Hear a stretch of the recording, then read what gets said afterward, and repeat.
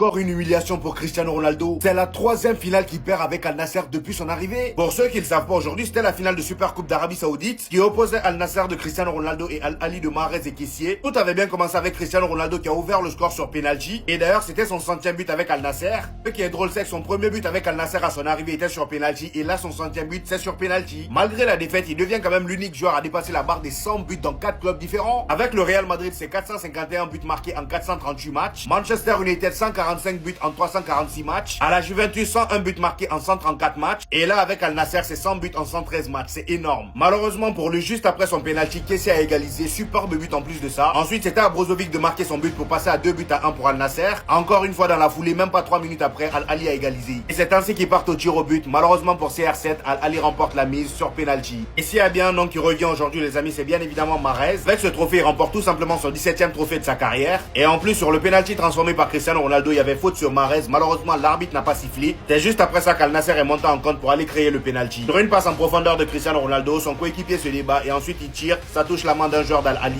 Penalty. C'est la première fois que je le vois en arriver à là, faire ça. Arrivé en 2023, Cristiano Ronaldo a toujours 0 trophée officiel avec Al Nassr. On est littéralement en train d'assister à la pire fin de carrière qu'il se doit. C'était pourtant pas ce que tout le monde disait lorsqu'il part en Arabie Saoudite, qu'il allait tout remporter, que c'était une compétition de chameaux dans le désert. Je ne l'ai jamais vu prier. On en vient à cette situation. Je ne l'ai jamais vu prier et demander pour obtenir un résultat dans son match. D'habitude, c'était que lui qui parlait sur le terrain et rien d'autre. Non pas qu'il ne l'a pas fait durant ce match. On l'a vu essayer de mettre des bicyclettes. Il a fait son travail, il a marqué un penalty. Mais quand ça ne veut pas, ça ne veut tout simplement pas. Rien qu'avoir le but de El Hilal inscrit à 2 minutes avant la fin du match pour aller chercher cette séance de penalty. Je ne vais pas vous mentir que ça m'attriste de voir Cristiano Ronaldo comme ça. J'ai l'impression de ne plus avoir aucune espérance, en tout cas, en compétition en Arabie Saoudite. Mis à part le fait que je veux le voir au moins dépasser les 1000 buts. Et surtout, essayer peut-être de voir quelque chose avec le Portugal en Coupe du Monde pour essayer de rattraper un petit peu cette fin de carrière. Parce que mis à part individuellement, ça ne marche pas. C'est trop dur, je m'attendais pas à tout ça les gars en tant que supporter de Ronaldo. Depuis 2023, même un trophée il n'a pas encore réussi. Mais c'était d'une part qu'il vous a dit que c'était pas facile là-bas. Cristiano, malheureusement tes invocations n'auront pas suffi pour enfin remporter un premier trophée à Al Nassr. Encore une défaite en finale pour CR7. 3 finales jouées, 3 finales perdues avec Al Nassr. Les gars, la dernière fois que Cristiano Ronaldo a remporté un trophée, il avait cette coupe-là. Ce n'est pas un montage, c'est la vérité. On pourrait croire que c'est une photo des années 1980. Mais non, c'est juste la dernière fois que CR7 a remporté un trophée. Ça fait désormais 4 ans que Al Nassr n'a pas gagné quelque chose. 4 ans les gars. Est-ce que vous pensez qu'en recrutant CR7, il s'était dit que pendant 4 ans, ils allaient rien gagner au final? Les champions, c'est eux, c'est Riyad Mahrez, c'est Kessié, c'est Mendy. Et le perdant, c'est lui. Il va encore pleurer. Il va encore pleurer. En fait, je comprends pourquoi il donne 500 000 $ par mois à Georgina. C'est pour qu'elle le réconforte. Parce que tout le temps, il pleure. Les gars, venez au prix pour que CR7 il gagne son premier trophée. Allez, venez les promesses, on prie ensemble. Venez, on s'y met tous ensemble. Comme ça, vas-y, tranquille, il retrouve le sourire. Ça reste une légende de ce sport. Ils nous ont régalé pendant 20 ans. Venez, on prie pour lui. Mais les gars, Cristiano Ronaldo, 40 ans. C'est quoi ça? Finale de la Super Coupe d'Arabie Saoudite, les gars, face à Al Ahly. L'équipe où il y a Riyad Mahrez. Ronaldo vient de marquer son 100e but, les gars, sur penalty. Il vient d'être le premier joueur au monde, les gars, de l'histoire du football à avoir inscrit plus de 100 buts pour 4 nations différentes. 4 équipes différentes, vas-y, vous m'avez capté. 145 pour Manchester United, 138 pour le Portugal, 101 pour la Juventus et 100 pour Al Nassr. Ronaldo qui a son 939e but. Est-ce que vous vous rendez compte des chiffres que je viens de vous sortir? Je comprends même pas encore comment il y a des fans de Ronaldo, les gars, qui osent dire qu'on peut pas regarder les performances qu'il fait à Al Nassr et tout, alors que Zach Nani, les gars, il le propose gratuitement sur Twitch. Allez faire un tour et vous aurez pu regarder cette action, les gars, droit dans les yeux. Même s'il a pas marqué, le gardien il l'a arrêté, vas-y, on n'a pas eu de chance. Ensuite, d'une main de Al Ahly, les gars, il y a eu un penalty pour Ronaldo qui l'a inscrit, bien évidemment, parce que sur les grands matchs, Ronaldo, il répond toujours pas. Et Al Ahly, les gars, qui sur la fin, ils viennent d'égaliser, ça c'est une dinguerie aussi. Parce qu'ils avaient mis un premier but, les gars, mais qui a été hors jeu, mais là ils viennent de marquer. Critiqué mais jamais égalé.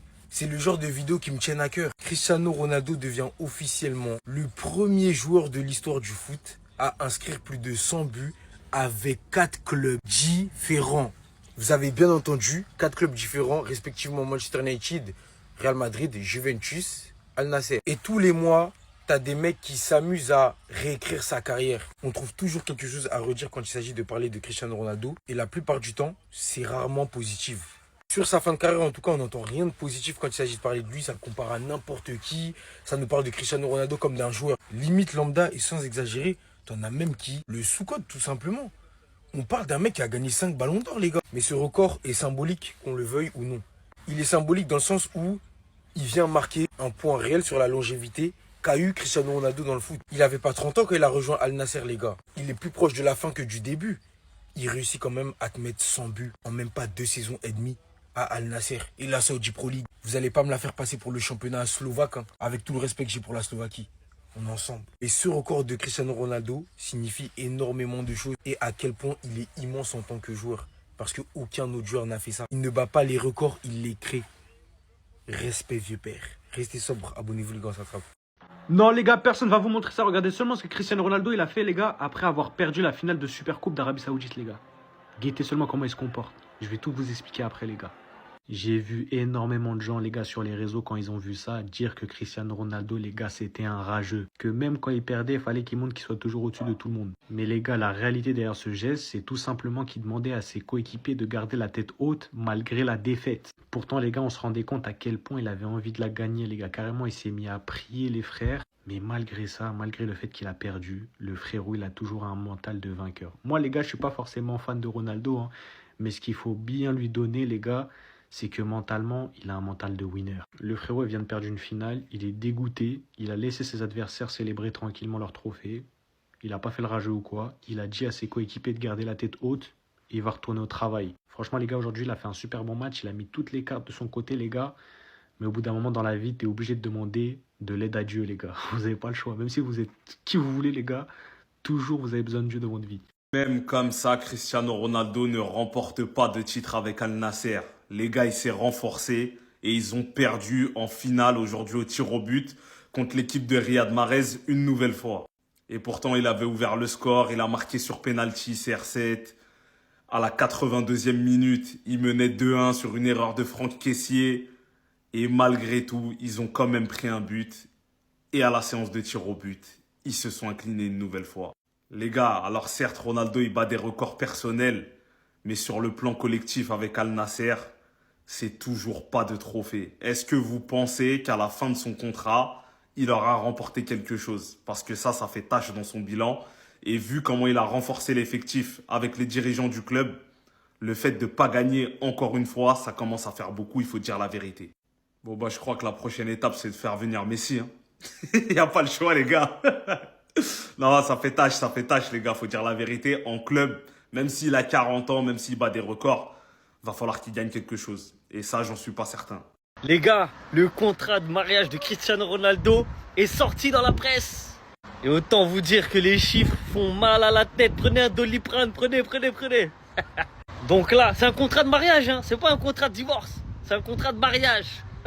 Ça veut dire, vu qu'il l'a marié, il doit lui donner 121 000 $ d'allocation mensuelle, 5,6 millions en biens immobiliers, 110 000 $ par mois de pension à vie.